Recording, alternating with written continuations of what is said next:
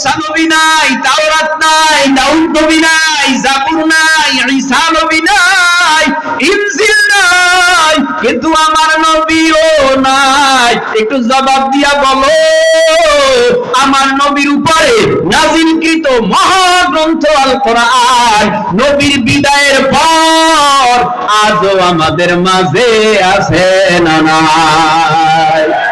কি ব্যাপার? তাওরাত আসমানি কিতাব, কোরআনও আসমানি কিতাব। তাওরাত নাই, কোরআন আছে কেন? জাবর আসমানি কিতাব, কোরআনও আসমানি কিতাব। জাবর নাই, কোরআন আছে কেন? ইনজিল আসমানি কিতাব, কোরআনও আসমানি কিতাব। ইনজিল নাই, কোরআন আছে কেন? সহিফা নাই কেন? কোরআন আছে কেন? এটার জবাব আমার আল্লাহ কোরআন নাযিল করার পরে আল্লাহ দিয়েছে। ইন্না নাহনু নাযালনা যিকরা ওয়া ইন্না লাহু লাহাফিজুন।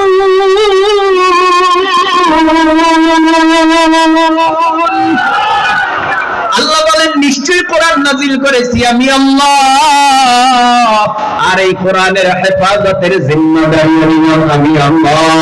ও ভাই, এই 1450 বছর কোরআনটাকে যিনি হেফাজত করেছে তেনার নামই হলো আল্লাহ।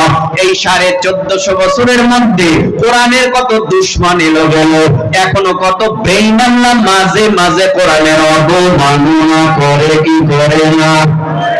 কত বেঈমান কোরআনের অবমাননা করে, কত বেঈমানরা নবীকে গালিগালাজ করে, কত বেঈমানরা নবীরে অবমাননা করে, কত বেঈমানরা আলেম উলামাকে তুচ্ছ তাচ্ছিল্য করে। একটু জবাব দাও, এই জমিনের মধ্যে কোরআনের কোনো ক্ষতি হয়েছে? কথা কয় না কেন? নবীর ক্ষতি হয়েছে? আলেম উলামার ক্ষতি হয়েছে? না না, ক্ষতি হইল কাদের? যারা কোরআনের আলো জমিনের সাথে মিটায় দেওয়ার ষড়যন্ত্র করেছিল, জমিনের মধ্যে যারা নবীর ইজ্জতকে মিটায় দেওয়ার ষড়যন্ত্র করেছিল, আলেম ওলামা আমাদেরকে জমিনের সাথে মিটায় দেওয়ার ষড়যন্ত্র করেছিল, কিন্তু পারে না। এই জমিনের মধ্যে আলেম আছে, নবী আছে, কোরআন আছে, কিন্তু তারাই নাই যারা কোরআনকে জমিনের সাথে মিটায় দেওয়ার ষড়যন্ত্র করেছে। ঠিক না? এই কোরআন আল্লাহ হেফাজত করবে। আল্লাহ কোরআনটা কেমন? ধরলেও সওয়াব, দেখলেও সওয়াব, পড়লেও সওয়াব। আল্লাহু আকবার বলেন, আরো জোরে বলেন। কোরআনটা এমন একটা কিতাব, দেখলে সওয়াব, ধরলে সওয়াব, পড়লে সওয়াব। উযু নাই, তুমি পড়তে থাকো জবানে, কুল হুয়াল্লাহু আহাদ আল্লাহুস সামাদ লাম ইয়ালিদ ওয়া লাম ইউলাদ ওয়া লাম ইয়াকুল লাহু কুফুয়ান আহাদ। একবার পড়লা 10 পারা কোরআন পড়ার সওয়াব হয়ে যায়, সুবহানাল্লাহ। আবার পড়বা 20 পারা কোরআনের সওয়াব, আবার পড়বা 30 পারা কোরআন খতমের সওয়াব আমলনামায় জমা হয়ে যাবে। কোরআন এমন একটা কিতাব তুমি পড়তেই পারো না, জানোই না, কিন্তু কোরআনের হাফেজ আছে, অথবা কোরআন নাজেরা পড়ে, কোরআনের হাফেজ না কিন্তু পড়তে পারে, তাদের কাছে বসো, বৈশা কোরআনের তেলাওয়াত শোনো, দেখো কোরআন কি জিনিস। তুমি পড়তে পারো না, যারা পারে তাদের কাছে শোনো, তো শুনলে কি হবে জানো? তুমি বইরা যতটুকু সওয়াবের অধিকারী হইলা। যারা পড়তে পারে না, কান্তারে সজাগ লাগাই, সজাগ রাইখা আমলের নিয়াইতে কোরআনের তেলাওয়াত শুনে, সওয়াবের নিয়াইতে কোরআনের তেলাওয়াত শুনে, বলে তেলাওয়াত কইরা যেই পরিমাণ সওয়াবের অধিকারী হইবে, আর তেলাওয়াত যারা শুনে তারা ওই পরিমাণ সওয়াবের অধিকারী হইবে। তার মানে তেলাওয়াত করনেওয়ালার সমপরিমাণ সওয়াব শ্রবণ করনেওয়ালার হয়ে যায়। সুবহানাল্লাহ। এবার আসি ভাই, যে আয়াতে কারিমা তেলাওয়াত করেছি, এই আয়াতের উপরে কথা বলবো, তবে একটু আপনাদের কাছে প্রশ্ন করি, জবাব দেন। আমার নবীর পরে কোন নবী কিয়ামত পর্যন্ত আসবে? আরো জোরে। তাহলে আমার নবী শেষ নবী, আমার নবী খতম নবী, আমার নবীর পরে আর কোন নবী আসবে না। আনা খাতামুন নাবিয়িনা লা নাবিয়্যা বা'দি। আল উলামা ওয়ারাসাতুল আমবিয়া ইন্নামা ইয়াখশাল্লাহা মিন ইবাদিহিল উলামা।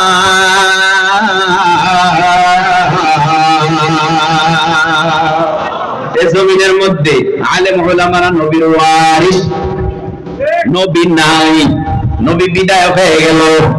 নবীর কাজ ছিল চারটা। কয়টা বলেন বলেন? নবীর কাজ ছিল চারটা। এক নম্বরে দাওয়াত কি, দুই নম্বরে তালিম কি, তিন নম্বরে তাসকিয়া আত্মশুদ্ধি, হক্কানি ফিরেরা যেটা করে এটার পায় আত্মশুদ্ধি গেল তিন নম্বর। চার নম্বরের কাজ হলো অন্যায়ের বিরুদ্ধে জিহাদ। কয়টা কাজ? কষ্ট হয় মনে হয়। আরে ভাই, হেজাক লাইটের কাছে যদি টর্চ লাইট আইসা বসে, সেটা কি ফায়দা হইব? কতটুকু লাভ হইব? তারপরও হযরত চলে গেছেন, এক দুর্ঘটনা ঘটেছে, তার আব্বাজান দুনিয়া থেকে বিদায় হয়েছে। তারপরেও যে এখানে আইসা বয়ান করেছেন, এটা তো অনেক বড় ব্যাপার, ঠিক কিনা? এরপরে আমাদের মতো অযোগ্য লোক এই চেয়ারে বসে আপনাদের সামনে কিছু কথা বলা, এটা বড় এক বিষয়। এই চেয়ারে তো সবাই বসতে পারে না, আল্লাহ যাকে বসায় সেই বসতে পারে, ঠিক কিনা? ভাইরা আমার, আল্লাহ বুঝার তৌফিক দান করুন, জোরে বলেন আমিন। এবার মুহাব্বতের নজরে দেল থেকে জিহ্বা নাড়ায় বলেন, আমি যদি কিছু সময় কথা বলি আপনারা থাকবেন? হ্যাঁ, যাবেন না তো কেউ? আল্লাহ কবুল করুন। এত ধাক্কা দিয়ে সামনে আগাইলে মনে হয় পিছনের ভাই যারা আছে এরা বসতে পারতো। যদি আগান 1 ইঞ্চি করে আগাইলেও অনেক জায়গা হয়ে যাবে।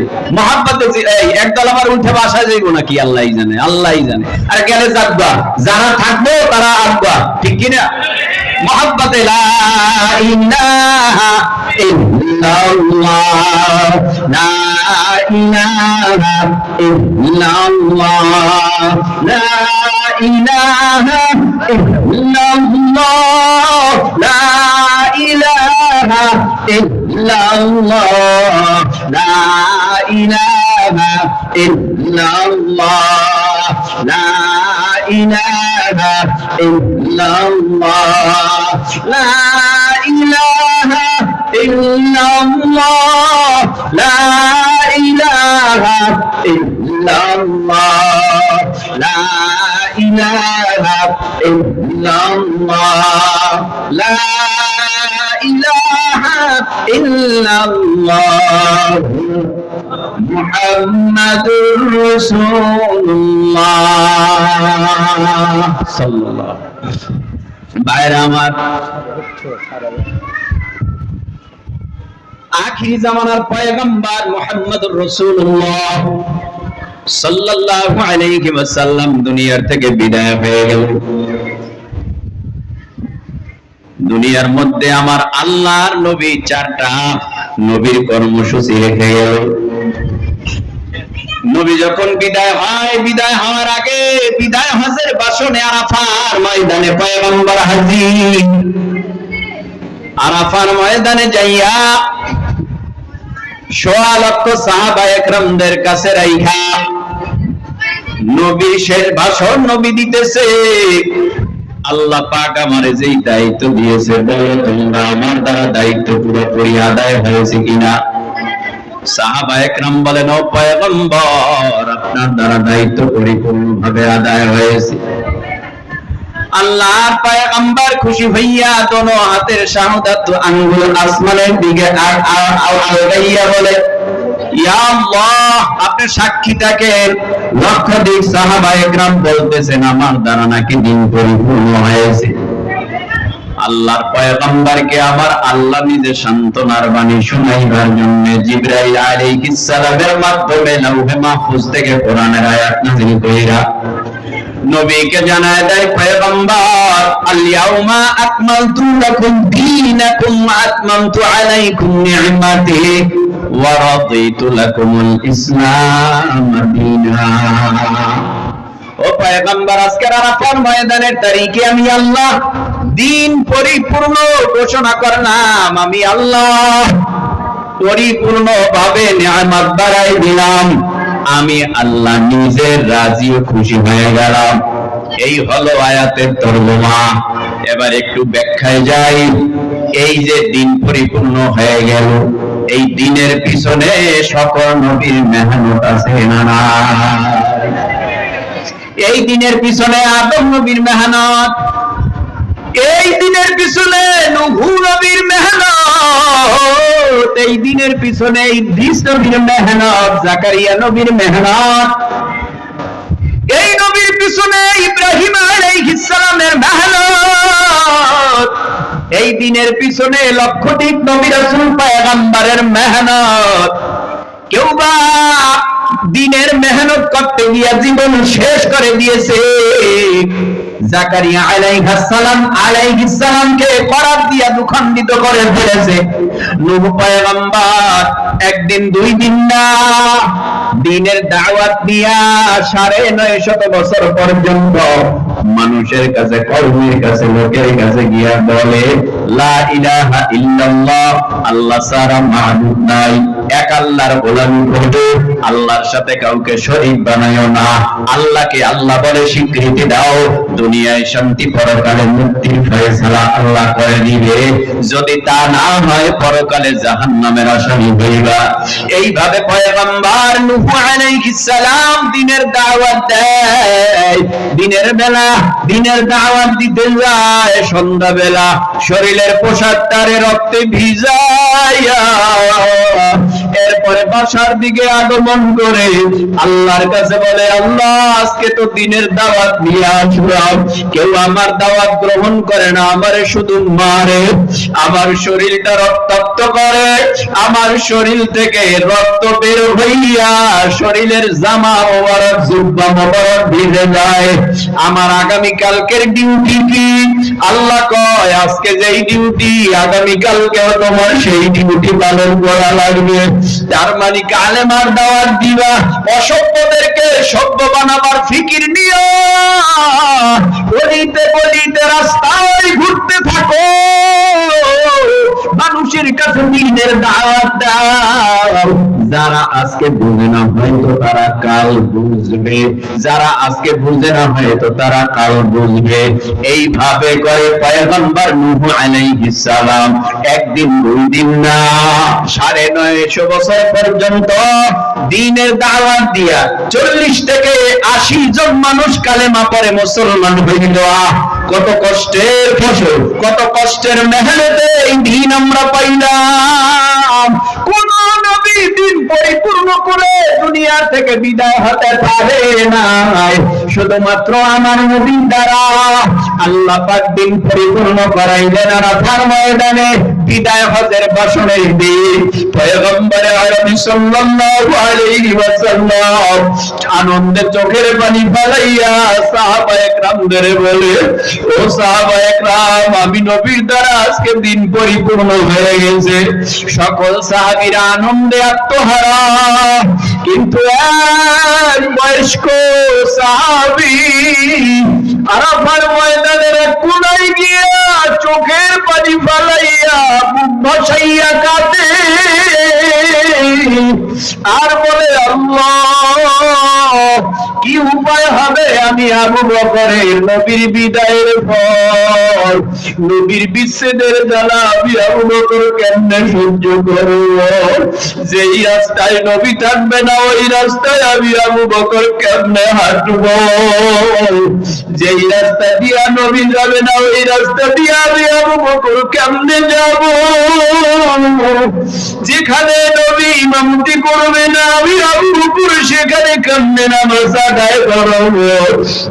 এই বলে হযরতে আবু বকর কান্না করে আরাফার ময়দানের কোনায় গিয়া। হঠাৎ করিয়া এক সাহাবী দেখে হযরতে আবু বকর সিদ্দিক রাদিয়াল্লাহু তাআলা আনহু কাঁদে।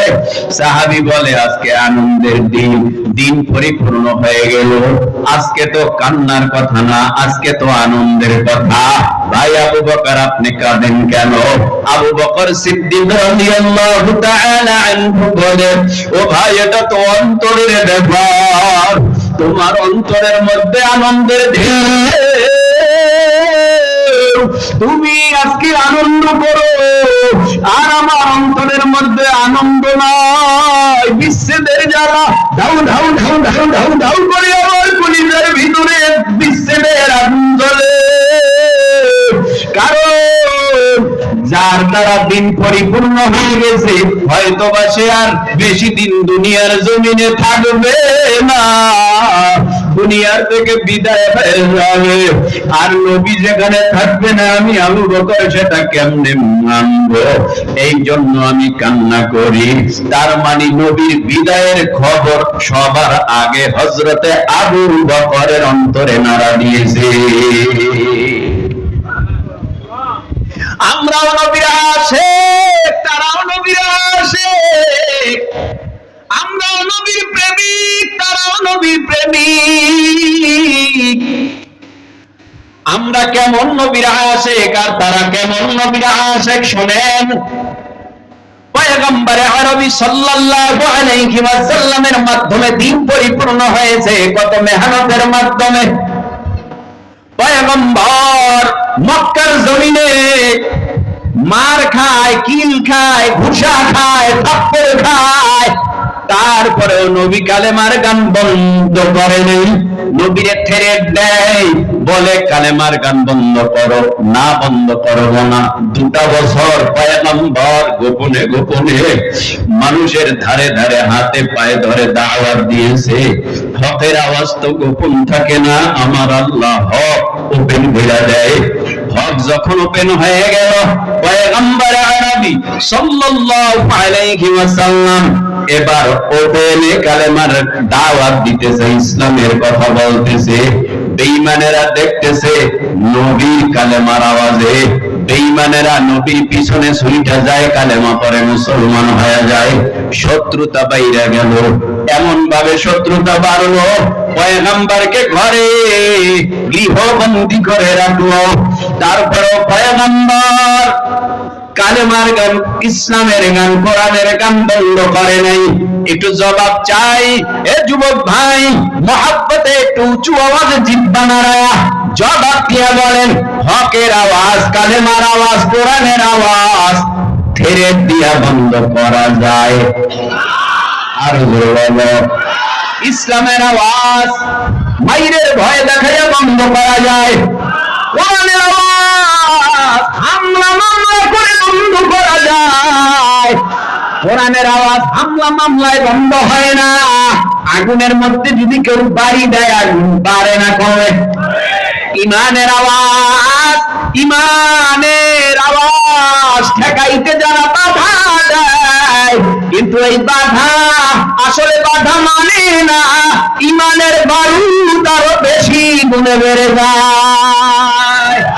ইমানের বারুদ যখন বেড়ে যায়, তখন কোরআনের দুশমনেরা কোনায় গিয়া হায় হায় জিব্বা কামড়ায়, করলাম কি করলাম, ভালোর জন্য হয়ে গেল খারাপ।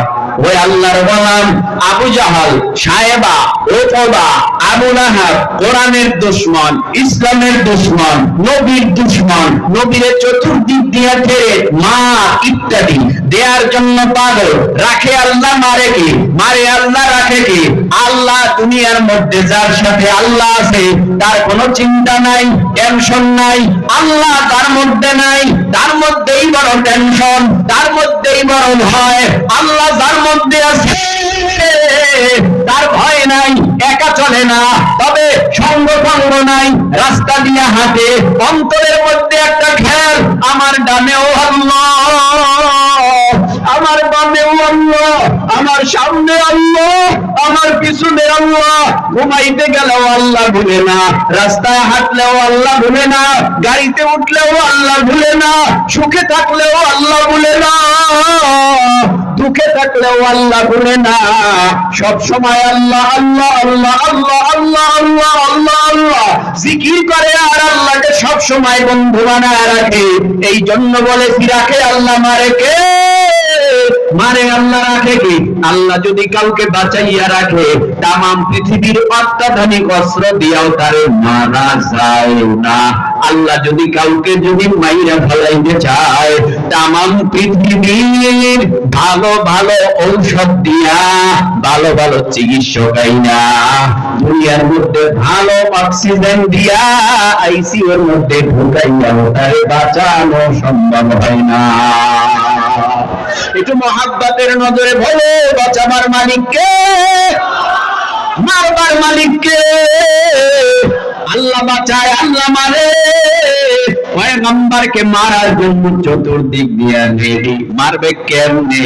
ফেরেশতারাও তো নবীর সাহায্য করে, আল্লাহ তো আসে বডিগার্ড হিসাবে। হযরতে আলী রাদিয়াল্লাহু তাআলা আনহু ঘরের ভিতরে কোন দিক থেকেই মারতে পারে না, আজকে নবীরে মাইরা ফেলাবে, কিন্তু না না, এত সহজ না।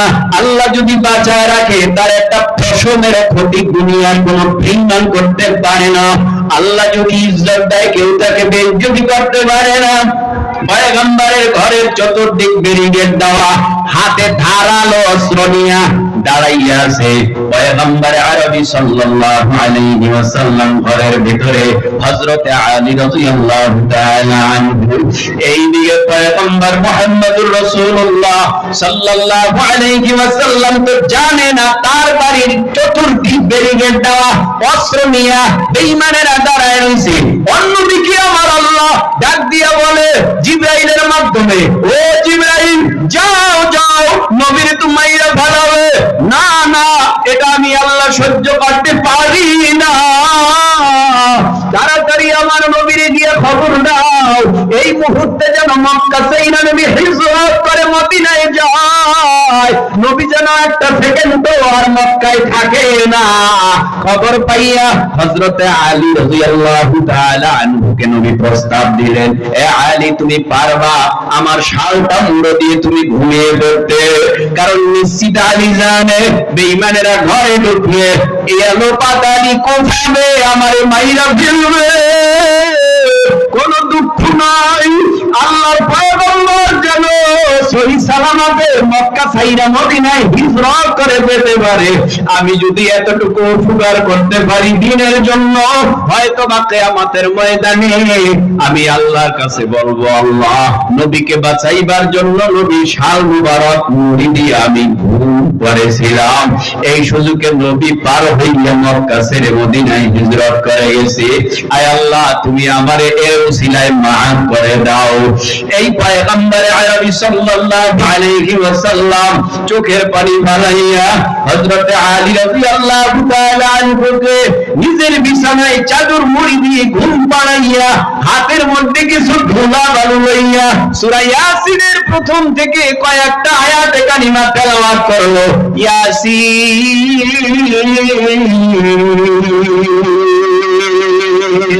ওয়াল কুরআনিল হাকীম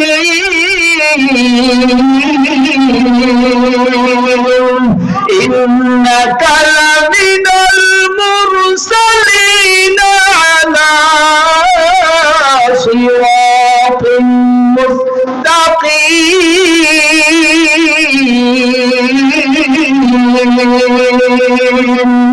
এইভাবে তেলাওয়াত করিয়া ধুলাবালুর মধ্যে পয়গম্বর দম করেছে।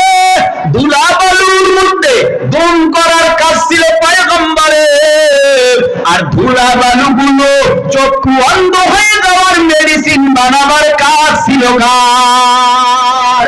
কাদের কুদরত দানি বড় কামাল, আনতা রাব্বি আনতা হাসবি যুল জালাল। তুমি কাদের জলিলুল্লাহ জাহাদার বহর হাল তুহি মেরা নিগাহদার আল্লাহ আল্লাহ क्या मुबारक नाम है अल्लाह अल्लाह आशिकों का काम है आशिकारा मिल्लतो मज़हब जुदा आशिकारा मिल्लतो मज़हब खुदा अल्लाहु अकबर धूला बालुগুলোর মধ্যে ফু মেরেছে ধুলা বালু আর ধুলা বালু নয় আল্লাহর কুদরতে ধুলা বালুগুলো চক্ষু বন্ধ হয়ে যাওয়ার মেডিসিন হয়ে গেল বেঈমানেরা নবীর দরওয়াজার কিনারায় দাঁড়িয়ে আছে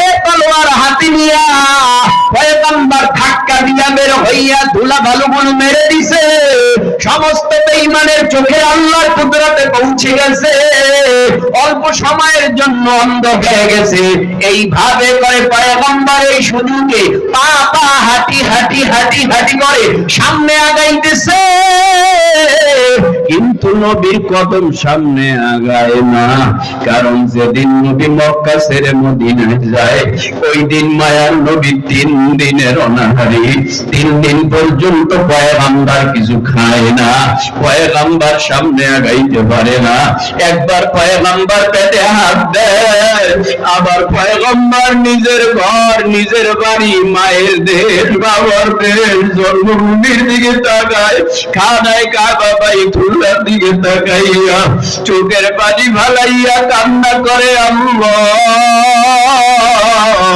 আজকে এই বাইতুল্লাহ ছাড়িয়া আমি কোথায় রওনা করলাম আল্লাহর ঘর খানায় কাবা বাইতুল্লাহর বিচ্ছেদ আমি কেমনে সহ্য করব এইদিকে দেশ ছাড়িয়া যাইতেছে আর চোখের পানি ফালাইয়া কান্না করতেছে কেমন ছিল নবীর আশিক হযরতে আবু বকর সিদ্দিক রাদিয়াল্লাহু তাআলা আনহু কত মেহনতের দিন আজকে আমরা পাইলাম আর আমার সামনে আপনার সামনে সেই দিনে আজকে বেঈমানেরা অপমাননা করবে এটা আমরা মুসলিম হিসাবে হতে দিব না ইসলামের যদি কোরআনের যদি নবীর যদি আল্লাহর যদি কোনো অবমাননা এই জমিনে হয় আমরা মুসলমান হিসাবে এটা সহ্য করব না প্রয়োজনে জীবন দিব তারপরেও কোরআনের অবমান সহ্য করা হবে না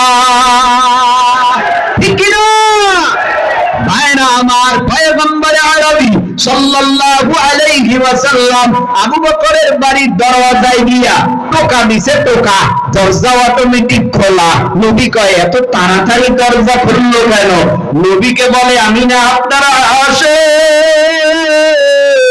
আমি না আপনার প্রেমিক আমি না আপনার পাগল আবু বকর ঘুমান নাই কেমনে ঘুমাই পয়গম্বর 6 মাস আগে বলেছেন মক্কা ছেড়ে কোন সময় জানি মদিনায় যাওয়া লাগতে পারে ওই দিন থেকে আমি আবু বকর এই পিঠটা বিছানায় লাগাই নাই দরজার সাথে হেলান দিয়া আমি দরজাও লাগাই না আমার পিঠটা দিয়া ঠেকনা দিয়া ধইরা রাখি কখন আইসা আপনি আমারে ডাকবেন এই সুযোগে বেঈমানেরা আপনারে মারবে আর আমি আবু বকর সেটা দেখবো হতে পারে না দরজাটা খুলে গেল নবীর সাথে হিজরতের শাদী হয়ে গেল ডানে বামে সামনে পিছনে দৌড়ায় আবু বকরকে নবী ডেকে বলেন পাগলের মতো কেন করে কয় নবী আমি তো আসলেই আপনার জন্য পাগল বেঈমানেরা ডান দিকের তীর মারলে ডান দিকের তীর আপনার সিনায় লাগার আগে যেন আমি আবু বকরের সিনা মোবারক ফেলাইয়া যায়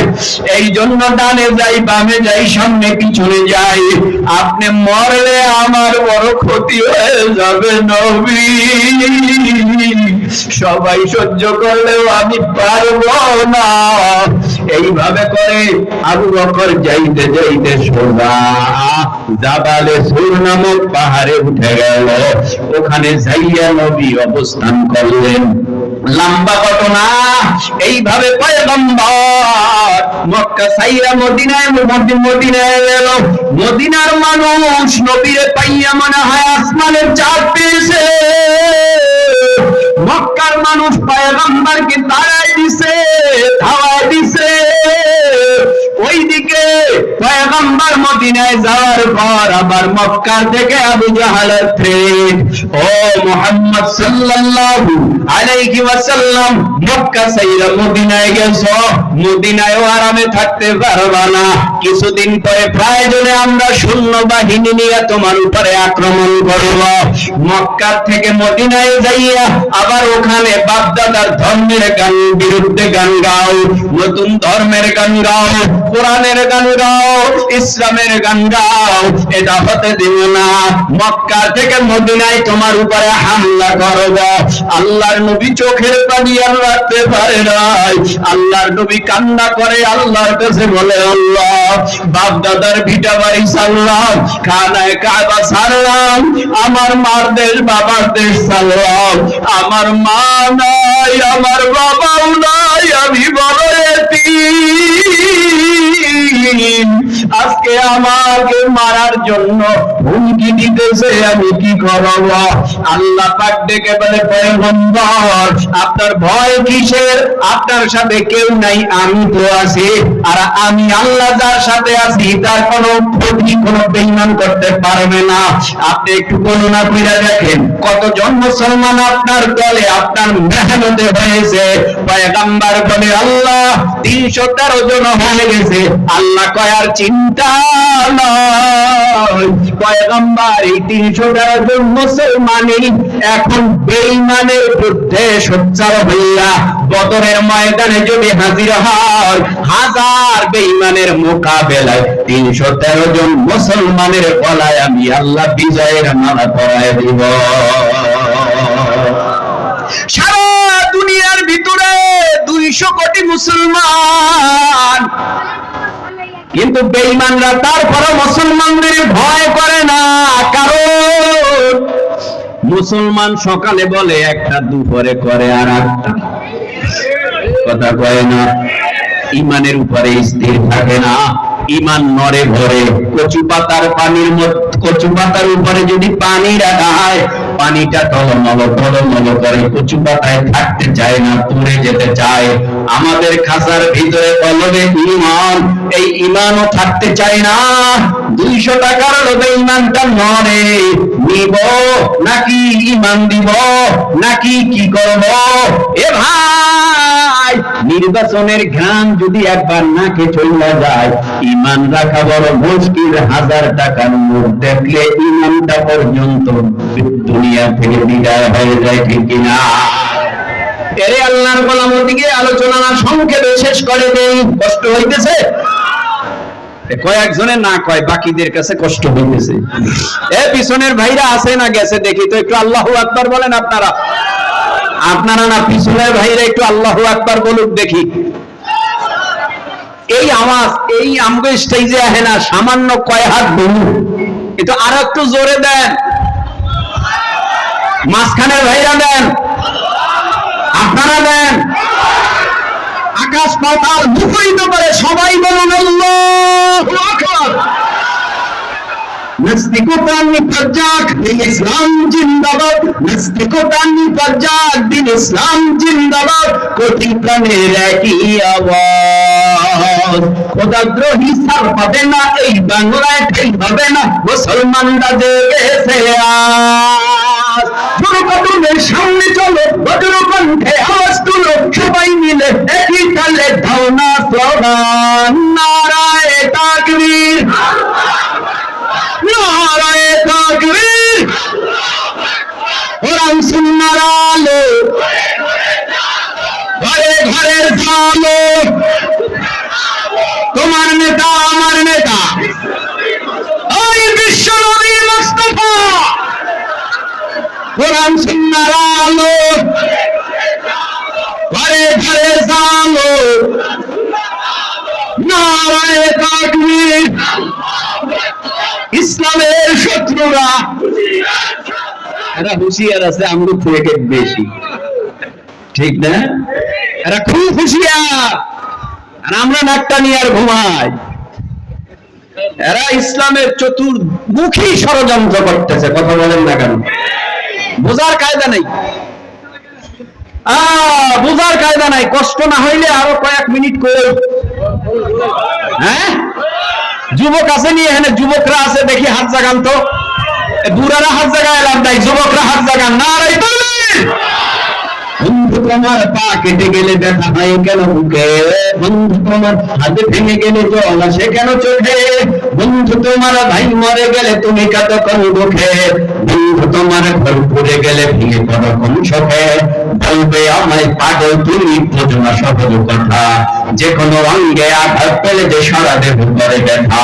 শিরায় শিরায় রক্ত দ্বারাই মিশে যায় যন্ত্রণায়, প্রকৃতির সেই শাশ্বত বিধান তুমি কেন বুঝলে না? বন্ধু আমার তাহলে এবার আসল কথাটা শোনো, সারা দুনিয়ার মুসলমানের ভেদা ভেদ নাই কোন। বন্ধু আমার তাহলে এবার আসল কথাটা শোনো, সারা দুনিয়ার মুসলমানের ভেদা ভেদ নাই কোন। উত্তর হবে দক্ষিণ মেরু সকল মুসলমান, সাদা কালো আর ধনী গরিব সবে এক দেহ আত্মন। মুসলমান মুসলমান মুসলমান তুমি তো মুসলমান, আমি তো মুসলমান, সবাই তো মুসলমান। ঠিক না? তুমি সাদা হও কিংবা কালো হও, দেখো রক্ত তোমার লাল। সুখী হও কিংবা দুঃখী হও, দেখো ইমান নির্ভেজাল। কাছে হও কিংবা দূরে হও, তবু কাঁদাই তোমার ঘর। সোমানে তোমার কেঁপে উঠে আজ পৃথিবীটা থরথর। মৃত্যু তোমায় জানায় সালাম, দূরে থাকে শয়তান। মুসলমান আমি তো মুসলমান, তুমি তো মুসলমান, সবাই তো মুসলমান। হে যুবক তুমি বাঙালি হও কিংবা ইন্ডিয়ান, কিংবা জার্মানি জাপানি কিংবা চাইনিজ রাশিয়ান, স্প্যানিশ ড্যানিশ ফরাসি কিংবা ব্রিটিশ আমেরিকান, আরবি আজমি ইরানি তুরানি তুর্কি বা আফগান। মুসলমান আমি তো মুসলমান, তুমি তো মুসলমান, সবাই তো মুসলমান। হতে পারো তুমি প্রাচ্যের কিংবা হতে পারো পথচির, হতে পারো তুমি সংসারী কিংবা হতে পারো মুসাফির। যদি শুনে থাকো কোথাও কখনো মাজলুমানের ডাক, গৃহ পরিবার প্রেয়সী বন্ধু করে থাক করে থাক। ছুটে যাও আগে দুর্বার দেখে জিহাদের ময়দান। ঠিক না? ছুটে যাও আগে দুর্বার দেখে জিহাদের ময়দান। মুসলমান আমি তো মুসলমান, তুমি তো মুসলমান, সবাই তো মুসলমান। ঠিক না? মুসলমানি हुआ दुगारदान नेहादान, आईनाने खुद बदसते खाज़दान। और बसूरत आदमी इंसाफी, अहमद को जहलहाने के साबुदे। आदमीरा आदमी अदलाज़ना उदरागर दूना बाशत है জামাত। আখিরি জামানার পয়গম্বরকে ফেরত দেয়, আল্লাহর কাছে কয় আল্লাহ আমার কাছে তো কোনো অস্ত্র নাই, বেঈমানের কাছে অস্ত্র। বদরের ময়দানে আবু জাহাল ডাকে আমি কি করব? আল্লাহ কয় চিন্তা নাই, আমি আল্লাহর কাছে ট্রেনিং প্রাপ্ত সেনাবাহিনী আসমানে রেখে দিলাম। এই সেনাবাহিনীর মাধ্যমে আমি আল্লাহ নিজে কুদরতি ভাবে ওই বদরের ময়দানে বেঈমানদেরকে পরাজয় করাইয়া নবী আপনার গলায় বিজয়ের মালা পরায় দেব। আল্লাহু আকবার। আখিরি জামানার পয়গম্বর এবার বদরের ময়দানে গেছে। মুসলমানের গৌরবময় প্রথম যুদ্ধ ওই বদরের ময়দানে। 17 রমজান না খাওয়া অবস্থায় যুদ্ধ, অনেকে বলে লোকটার গায়ে শরীরে গোস্ত নাই, হাড্ডি, তো শক্তি পাইব কই? শক্তি না হইলে যুদ্ধ করবো কেমনে? ও ভাই, মোটা তাজা দেখলেই দারোগা না।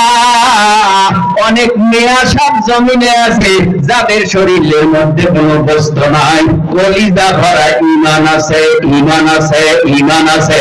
কলিজা ভরা ঈমান থাকলেই যুদ্ধের ময়দানে যুদ্ধ করা যায়। মোটা তাজা শরীর হলেই হয় না, শরীরও লাগে, ঈমানও লাগে। আবার চিকনা হইলেই সমস্যা নাই, যদি তার কলবের মধ্যে, কলিজার মধ্যে ঈমান ভরা থাকে। সাহাবায়ে কেরাম সকালে খাইলে দুপুরে খানার খবর নাই, 3 দিনেও খানা নাই, গাছের কচি পাতা খাইয়া খাইয়া জীবনটা ব্যয় করত, দুনিয়া থেকে বিদায় হইত, এ জমিনের মধ্যে সময় কাটাইতো। হযরতে আবু হুরায়রা রাদিয়াল্লাহু তাআলা আনহুর ব্যাপারে আমরা জানি, ইতিহাস পড়েছি, খানাও খাইতো না। মানুষ মনে করত নির্ঘৃণাম হয়েছে, মানুষ পারা যাইতো, কিন্তু ক্ষুধার যন্ত্রণা সহ্য করতে না পারিয়া জমিনে ঘোরাঘুরি করত। এই সাহাবায়ে কেরাম বদরের ময়দানে হাজির হয়ে গেল। বদরের ময়দানে যাইয়া হাতের মধ্যে 2টা তলোয়ার অথবা 2টা ঘোড়া, এছাড়া কোনো অস্ত্র মুসলমানের হাতে নাই। বেঈমানের সংখ্যা হলো 1000 প্লাস। বদরের মাঠে ওরা সুন্দরভাবে অস্ত্র সুসজ্জিত হইয়া বদরের ময়দানে হাজির হয়ে গেল। মুসলমানের কাছে ঈমানের অস্ত্র আছে। ঈমানের অস্ত্র কি কয়? আল্লাহু আকবার। পয়গম্বর, সাহাবীরা, ওই 313 মুসলমান বদরের ময়দানে যাইয়া স্লোগান তুলতেছে, নারায়ে তাকবীর, নারায়ে তাকবীর, আল্লাহু আকবার। বলো না ভাই, নারায়ে তাকবীর, আল্লাহু আকবার, আল্লাহু আকবার, আল্লাহু আকবার, আল্লাহু আকবার, আল্লাহু আকবারের ধ্বনি দিতেছে। বেঈমানদের হাত থেকে অস্ত্র কেঁপে কেঁপে পড়তেছে। আল্লাহু আকবার। কারণ অস্ত্র ছাড়াও যুদ্ধ করা যায়। আল্লাহু আকবার। অস্ত্র ছাড়াও যুদ্ধ করা যায়, এটাও শিখায় গেছে পয়গম্বর। বদরের মাঠে কৌশলে যুদ্ধ করতেছে, তবে মুসলমানের গলায় বিজয় মানাইছে ওই মক্কার নবীর চাচা আবু জাহাল। এই বদরের ময়দানে জাহান্নামী হয়ে গেল। একটু জ্বালা যন্ত্রণা কমছে, থ্রেট মেরেট কমছে। কারণ ভালো গুলি যদি জমিনের মধ্যে, সন্ত্রাস গুলি যদি মরিয়া যায়, মানুষ কয় আলহামদুলিল্লাহ, ভালো হয়েছে। কারণ রাস্তা দিয়ে হাঁটতে পারতাম না, এই রাস্তায় আমারে ছুরি ধরত, পিস্তল ঠেকাইয়া ডাকাতি করত। আসেনি না? এই রাস্তা দিয়া যাওয়া যাবে না। যদি শয়তানটা মরে তো সবাই খুশি হয়, শয়তানটা না মরলে সবাই ভয়ে আতঙ্কে থাকে, ঠিক কিনা? আর ভালো মানুষ মারা গেলে কয়, আহা, লোকটা যদি আরো কিছুদিন থাকতো তাহলে দিনের আরো উপকার হইত, দিনের আরো কাজ করত, পথ ভোলা মানুষ পথে আনতো।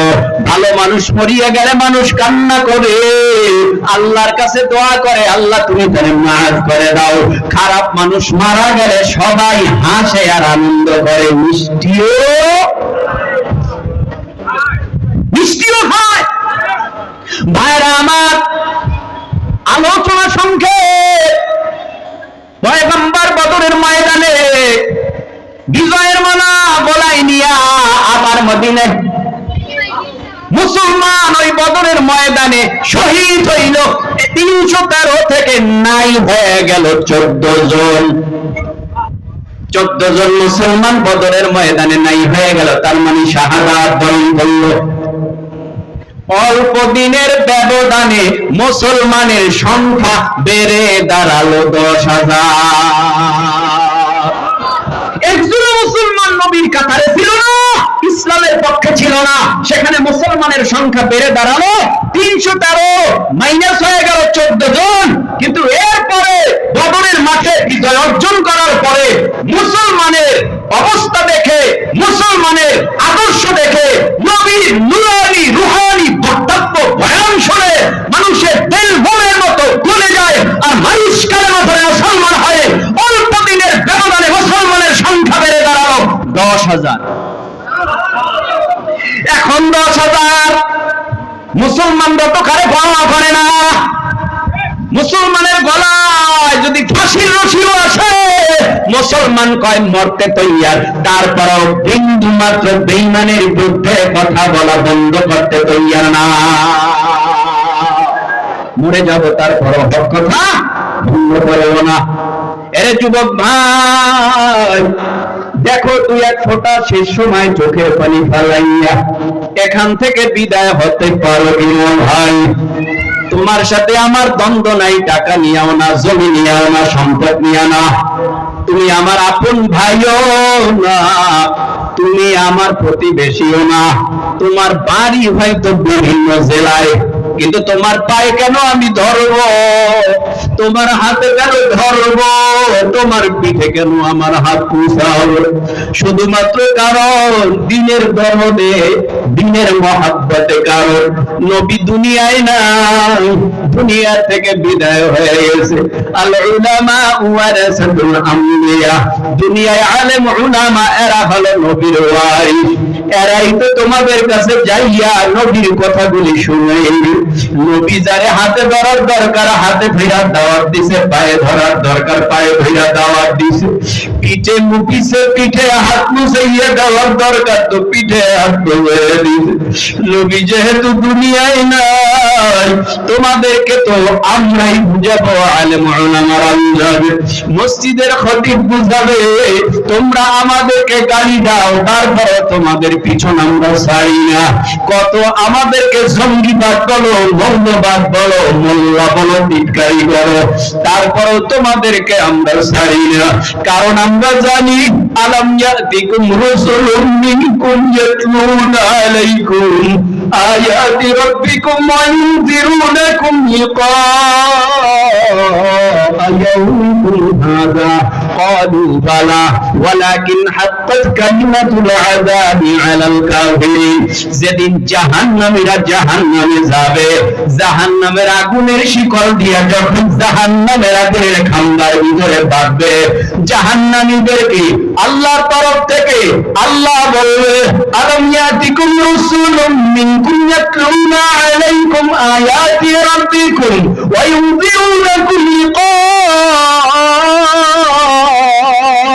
ইয়াউমিকুম হাযা। নবীর দরজা বন্ধ ছিল বটে, আলেম উলামাদের দরজা চালু ছিল। তারা কি তোমাদের কাছে নামাজের কথা পৌঁছায় নাই? বেনামাজিরা বলবে হ্যাঁ, সুদখোররা বলবে তোমাদের কাছে কি সুদের বয়ান করে নাই? বলবে হ্যাঁ।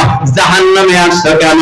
এ মিথ্যাবাদীর দল, মিথ্যা কথা বলা কবিরা গুনাহ, সে কথা কি তোমাদের বলে নাই?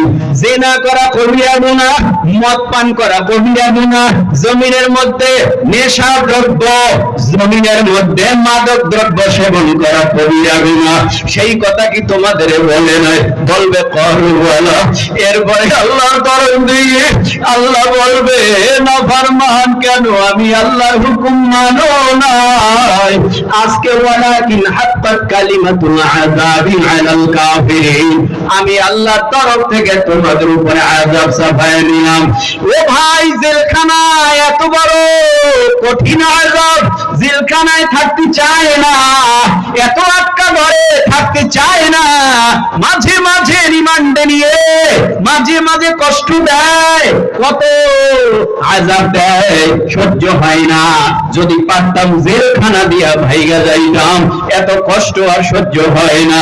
জাহান্নামীরাও বলবে এই যে সাপের কামড়, এই যে গুরজার বাড়ি, এই যে জাহান্নামের আগুনে পুড়িতে পুড়িয়েছে, আমাদের সহ্য হয় না, কেমনে একটু ভাগিয়ে যাইতে পারি, আর পারতেছি না। এইভাবে করে জাহান্নামীরা আল্লাহর কাছে বলবে পানি দাও, পানি নিয়ে আসবে। কি পানি আনবে? জাহান্নামের ফুটন্ত পানি। লা ইয়াযুকুনা ফিহা বারদান ওয়ালা শারাবা ইল্লা হামিবান ওয়া ওয়াসাকা। জাহান্নামের মধ্যে, জাহান্নামের পেয়ালার মধ্যে জাহান্নামের পানি ফুটাইয়া ফিরিস্তারা নিয়ে আসবে। ভাই চাইলাম ঠান্ডা পানি, আল্লাহ গরম পানি। কয় বুঝবি না জীবনে গরম পানি আল্লাহ কম খাওয়াই নাই। আল্লাহর নিয়ামত অজস্র খাইছো, কিন্তু আল্লাহর হুকুম মানো নাই, নবীর তরিকায় চলে নাই। আজকে কোন আরামদায়ক খানাও হবে না, আল্লাহর তরফ থেকে এই পানি দেওয়া হয়েছে। পানিটা মুখের কাছে আসবে, জিহ্বাটা পেয়ালার ভিতরে ভাসবে, গাছে গালের গোশতগুলি গরমে খসে খসে পেয়ালার মধ্যে পড়ে যাবে, খাইতে যাবে না। ফেরেশতারা মুখ ধরিয়া বেলা দিয়া পানিটা জোর করে খাইয়ে দিবে। পেটের নারী মরিষাও পায়খানার রাস্তা দিয়া ঝুম ঝুম করে সব পড়িয়া যাবে, আর আফসোস করবে ইয়া লাইতানি কুনতু তুরাবা। আজকে যদি আমি মানুষ না হইয়া অন্য প্রাণী হইতাম, আজকে আমি মাটির সাথে মিলে যাইতাম, আমার বিচার হতো না। এইভাবে জাহান্নামের থেকে বের হওয়ার উপক্রম করবে, জাহান্নামের বেরি বাইবে, জাহান্নামের দেয়াল বাইবে, একদিন দুই দিন না, ৭০,০০০ বছর।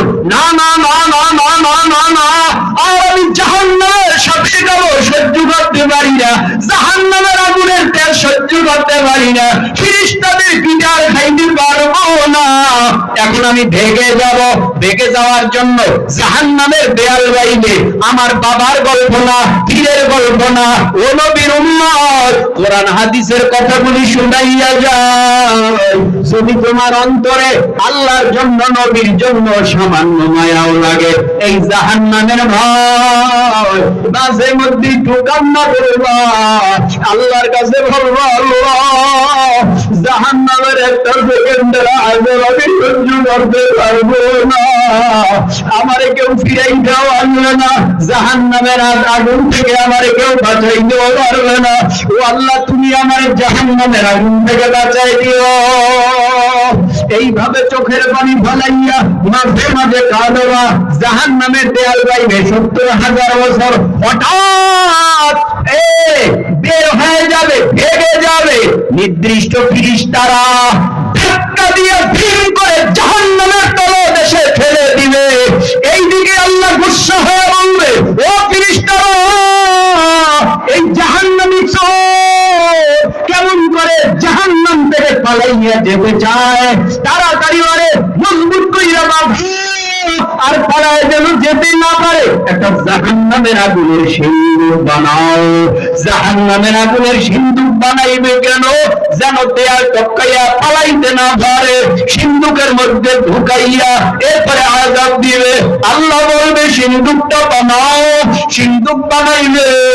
এরপরে আল্লাহ বলবে সিন্দুকের ভিতরে ছোট ছোট কালো কালো সাপ ঢুকাইয়া দাও, জাহান্নামের কালো কালো আগুন ঢুকাইয়া দাও।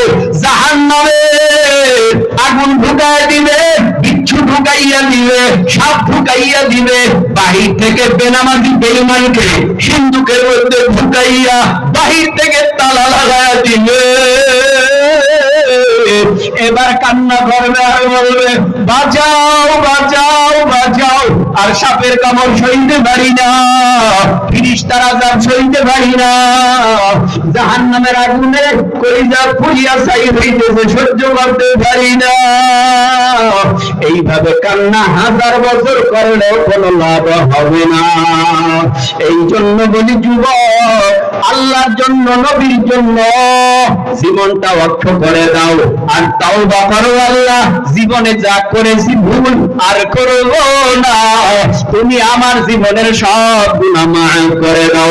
আল্লাহর কাছে যদি ১০০০ বছরের গুনাহ নিয়েও এই মুহূর্তে কেউ তাওবা করে, আল্লাহর কাছে তাওবা করতে দেরি হয়, আল্লাহ গুনাহ মাফ করতে দেরি করে না। জোরে বল সুবহানাল্লাহ। এ জীবনে না করি নাম বন্দেগি, এ জীবনে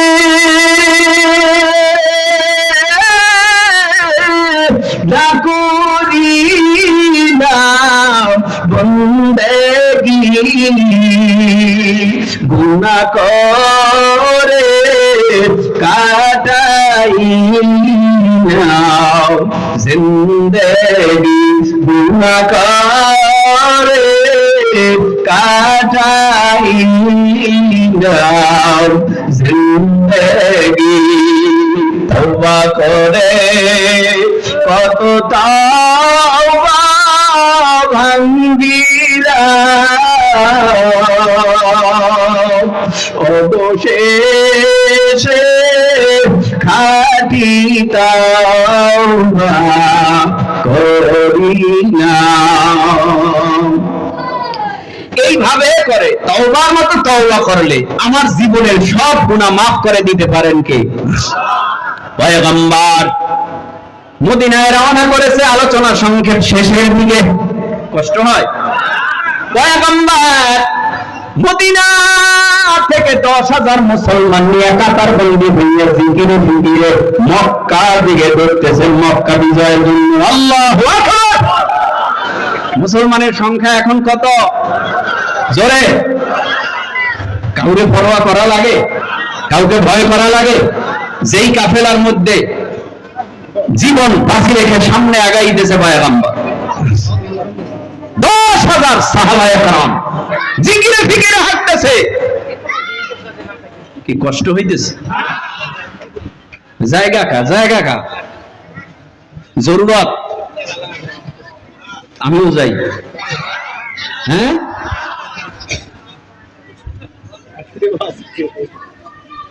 বাইরে আমার জরুরত যাদের আছে তারা তো যাবেই, ঠিক না?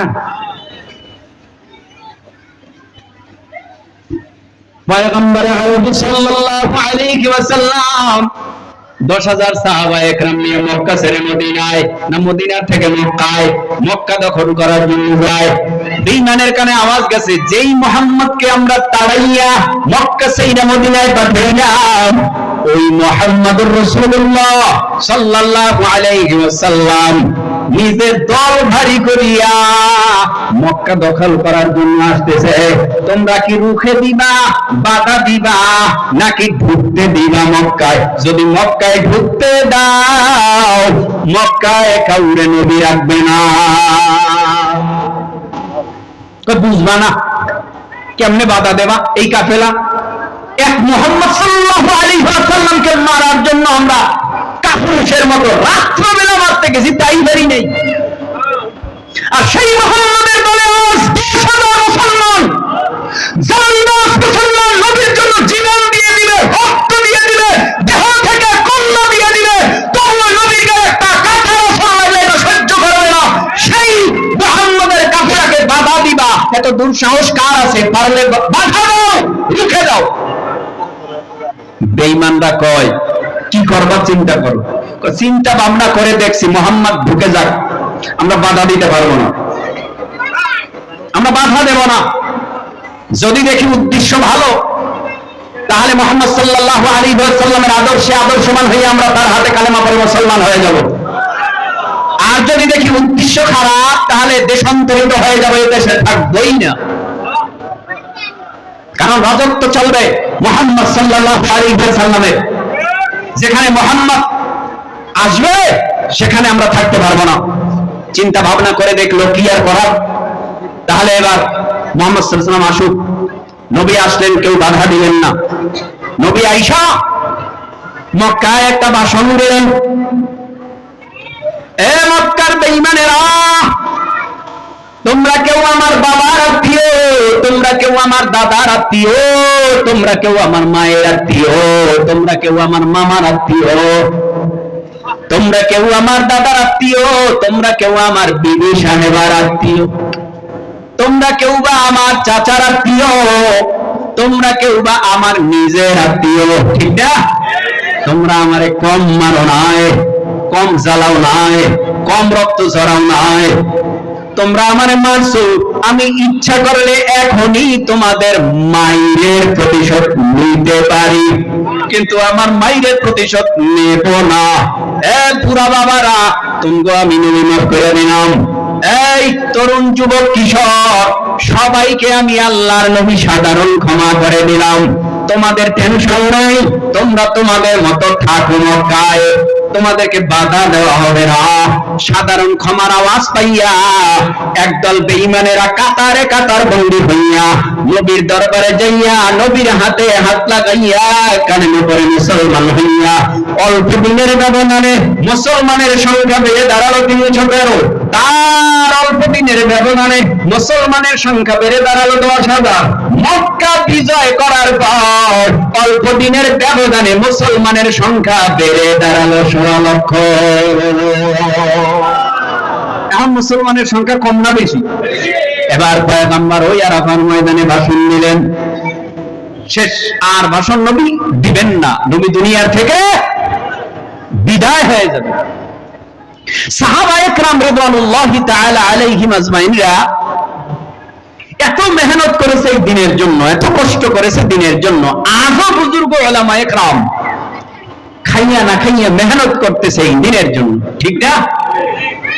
এত কষ্ট, এত মেহনত দেখিনি একটা মানুষ দিন বুঝে বেনামাজি নামাজি হয়।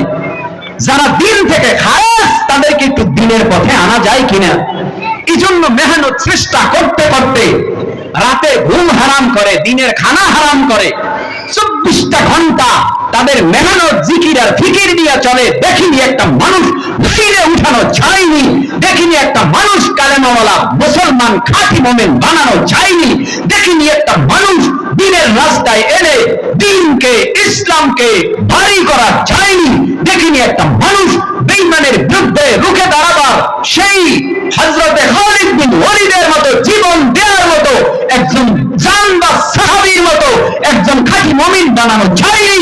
এই চিন্তা ভাবনা নিয়ে একদল বুজুর্গ উলামায়ে কেরামের সোহবতে যাইয়া একদল মানুষ স্বর্ণের মানুষ হইয়া এরা আর ঘরে বসে নাই, এরা ফিকির নাই, বেনামাজিরা দাওয়াত দেয়, দুনিয়ার মধ্যে যাদের ইমান দুর্বল সব ইমান সবল করনে ওয়ালা বানাবার জন্য তারা ফিকির করে। সমাজের মধ্যে একদল নাই যারা ভালো দিনদার না তাদেরকে দিনদার বানাইতে চায়, এরকম আছে না? কিন্তু সে আলেম না, সে কি না আলেমের সোহবতে যাইয়া এখন ভালো হয়েছে, সেও এখন চায় আমি একটা মানুষকে দিনদার বানাই। আল্লাহ বুঝার তৌফিক দান করে বলেন আমিন। শেষ কথা বলি, শেষ কথাটা হলো আমাদের এই যে প্রোগ্রামটা সাজাইলেন এরা যুব সমাজ, ইচ্ছা করলে যদি অনিসলামিক কনসার্ট দিত পারত না? মাথা জোনান কেন, কথা কন না কেন, জোরে বলেন পারত না? পারত। এখানে যদি গায়ক গায়িকা আইনা, নায়ক গায়িকা আইনা, এরপরে যদি ডেক আর সে একসাথে জমা কইরা বাজাইতো আর নর্তকীরা নাচতো, রহমত বর্ষিত হইত না গজব? আমরা রহমত চাই না গজব চাই? আমরা সবাই রহমত চাই, রহমত চাই। এই সমাজের মানুষ একমাত্র ভালো করার উপায় হলো আল্লাহওয়ালাদের সোহবত। আল্লাহওয়ালাদের সোহবত ছাড়া, আলেম ওলামাদের সোহবত ছাড়া একটা পথভোলা মানুষ পথে আনা সম্ভব না। এই দেখেন এত আইন আমগো দেশে, অভাব নাই, মাদকের আইন নাই, তারপরে মাদক কমছে? আরে কথা বলে না, মাদকের আইন আমগো দেশে নাই? মাদক কমছে না বাড়ছে? কেমন বাড়া বাড়ছে? নিজে তো খায় খায়, যেটারে খায় না এটারেও খাওয়ায়। নিজে তো খায় খায়, যেটা খাইতে চায় না এটারে জোর করে খাওয়ায়। কারণ ওর টার্গেট হইলো আমার কাছে তো টাকা নাই, ওর বাপে তো টাকাওয়ালা, ওর কাছেও টাকা আছে, যদি ওরে খাওয়াইয়া মোটামুটি লাইনে আনতে পারি আমার আর কিনে খাওয়া লাগবে না, আমার বন্ধুই যথেষ্ট। কথা কন না কেন ভাই? যারা মাদক সেবন করো ভাই, তুমি তো আমার পর না। যুবক, তুমি তো আমার পর না। তরুণ, তুমি তো আমার পর না। তোমার ভবিষ্যৎ আছে, তোমার বাবা মা জমিনে বেশি দিন টিকবে না, থাকবে না, তুমি বেঁচে থাকবা। তোমার জীবনটা কি করবা তুমি? তোমার জীবনের তো অবশ্যই একটা সুন্দর জীবন গঠন করতে হবে। তোমার জীবনটা গঠন করতে হলে তোমার অবশ্যই মাদককে পরিহার করতে হবে, মাদককে লক্ষ্য রাখতে হবে। না, আমি মাদক খেয়ে আমার কিডনিটারে নষ্ট করবো না, আমি মাদক খেয়ে আমার ফুসফুসটাকে নষ্ট করবো না, আমি আমার মাদক খেয়ে আমার শরীরের ভালো রক্তটাকে ক্যান্সারের রোগ দেব না, আমি ব্লাড ক্যান্সারে আক্রান্ত হতে চাই না, আমি ভালো মানুষ হতে চাই। তাহলে ভালো মানুষ হতে চাইলেই হওয়া যাবে নাকি ভালো মানুষের কাছে যেতে হবে? ভালো মানুষের কাছে যেতে হবে। আমি বলবো যুবক, তরুণ, কিশোর, ওই পথ ভালো না, ওই পথ ছেড়ে দাও, ইহদিনাস সিরাতাল মুস্তাকিমের পথে আসো, আলেম ওলামাদের পথে আসো। ইনশাআল্লাহ, ইনশাআল্লাহ এই জমিনের মধ্যে মাদক আর থাকবে না। যদি এই জমিনে, প্রায় সময় বলি, নবীর যুগ গেল, আবু বকরের যুগ গেল, উমরের যুগ আসছে। কার যুগ? হযরত উমরে ফারুকের যুগ আসছে। এক মাদকখোর মদের বোতল হাতে লইয়া সেই মদের আড্ডা খায় রওনা। তদানীন্তন সময় খলিফাতুল মুসলিমিন হযরত উমর ঘোড়ার পিঠে সওয়ার হয়ে আসতেছে। যেই উমরের এক আঙ্গুলের ইশারায় গোটা অর্ধ পৃথিবী শাসন করতেন।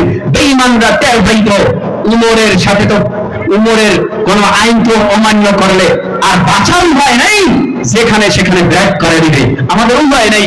হঠাৎ নজর করে তাকায় দেখে ওই যে রাস্তা দিয়ে উমর আসতেছে। মদখোর কি করবে, উপায় নাই, আজকে উমরের নজরটাও আমার দিকে ধরে গেল। মদের বোতলও দেখেছে, কি করার আছে, আল্লাহর কাছে তওবা করে আর কয়, আল্লাহ গো, এটা তো মদের বোতল, দুধের বোতল বানায় দিতে তো তোমার সময় লাগে না। খাস তওবা করি আল্লাহর কাছে, বলে, আল্লাহ গো, উমরের হাত থেকে বাঁচাইয়া দাও, ওয়াদা করলাম জীবনে কোনোদিন আর মদ পান করব না। আল্লাহ পাক রব্বুল আলামিনের কাছে খাঁটি দিলে তওবা করছে, আর মদ পান করব না, জীবনটা ভিক্ষা দাও, না হয় উমর আমাকে বেতের আঘাত দিয়ে দুনিয়া থেকে বিদায় করে দিবে। হতে পারে উমর আমাকে দুনিয়া থেকে বিদায় করে দিতে পারে। আল্লাহ গো, আমার যাওয়ার কোনো জায়গা নাই। আল্লাহর কাছে তওবা করে আর বলে, আল্লাহ, মদের বোতল দুধের বোতলে রূপান্তরিত করে দাও।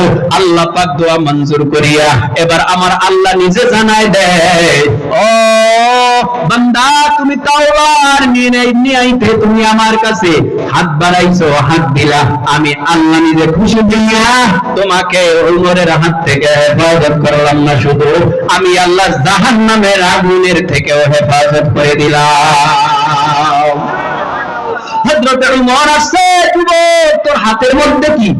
এই যে হযরত, আমার হাতে কি দেখেন? আসলে হযরতে উমর মদের বোতল হাতে নিয়ে দেখে, আসলে এটা মদের বোতল না, মদের বোতলটাকে আমার আল্লাহ দুধের বোতল বানাই দিছে। দুধের বোতলটা হাতের মধ্যে, উমর নিজে জানেও না কারবার কি। যুবক কয়, হুজুর, চোখের পানি ফেলায় কান্না করে আর বলে, হুজুর, এটা তো আসলে মদের বোতল ছিল, দুধের বোতল আমার আল্লাহ বানাই দিছে। হুজুর, আমি এই নেশার উপরে, মাদকের উপরে লাথি মারলাম, আর জীবনে মাদক খাবো না।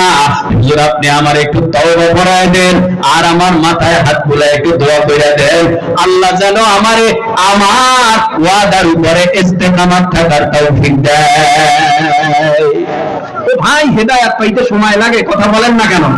কত খারাপ মানুষ ভালো হয়ে গেছে না, কথা বলেন না কেন? ভালো হয়ে গেছে না? কত খারাপ মানুষ ভালো হয়ে গেছে না? এই মোহাম্মদপুরে সবাই ভালো, এই মোহাম্মদপুরে সবাই খারাপ?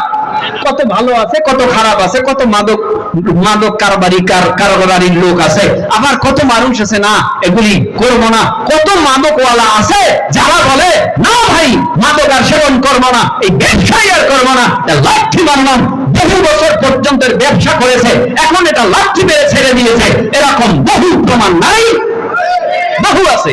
ভবিষ্যতেও দোয়া করতে থাকেন, আল্লাহ যেন এই যুবক, তরুণ, কিশোর, এদেরকে হেদায়েতের মালা গলায় পরাইয়া, আল্লাহ যেন এদেরকে জাহান্নামের আগুন থেকে বাঁচাইয়া জান্নাতের মেহমান বানায় দেয়। জোরে বলেন আমিন।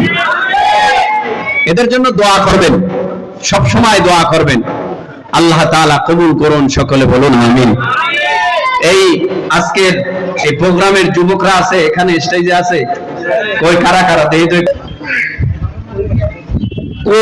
কাছারি আদালত বাড়ি ঘরের দরজা বন্ধ হয় না গভীর রাত্রে? আচ্ছা বলুন তো, একটা দরজা বন্ধ থাকে না, একেবারে খুলে দেয়, সেই দরজাটা কার? এই আল্লাহর দরজায় যদি গভীর রাত্রে কেউ চায় ফেরত আসে না পায়? কম না বেশি? আরে ভাইরে বুঝেন না কেন? বুঝেন না কেন? আল্লাহ যারে দেয় সে কম পায় না, পাওয়ার মতো পায়। আর যে একবার পাইয়া লোক পাইছে সে খালি আল্লাহর কাছেই চায়। লোক একবার যারা পাইছে এরা খালি চায়, আর আল্লাহ খালি দেয়, আর বান্দা খালি উপরে উঠতে থাকে। আর একজন জমিনের মধ্যে আছে, এ দেখে দিকা ঠোঁট কামড়ায়, জিভরা কামড়ায়, হায় হায় করে রাখি। এটা কেমনে সম্ভব? আরে ভাই, কবুল হয়ে গেলে অসম্ভবকে আল্লাহ সম্ভব করে দেয় তার জন্য। সুবহানাল্লাহ। কবুল হয়ে গেলে অসম্ভব সম্ভব হয়ে যায়। ভাবতেই পারে না এই মানুষটার দ্বারা এগুলি কেমনে সম্ভব। আল্লাহ কয়, আমি ওর সম্ভবের চাবিকাঠি দিয়েছি, তোরা সমালোচনা কি করবি, সমালোচনা করে কি করবি? আমি আল্লাহ তো একে আমি আকাশ চুম্বি করে দিব। সুবহানাল্লাহ। এজন্য আসুন একে অপরের দুশমন না হইয়া কি হব? বন্ধু। কি হব? ইনশা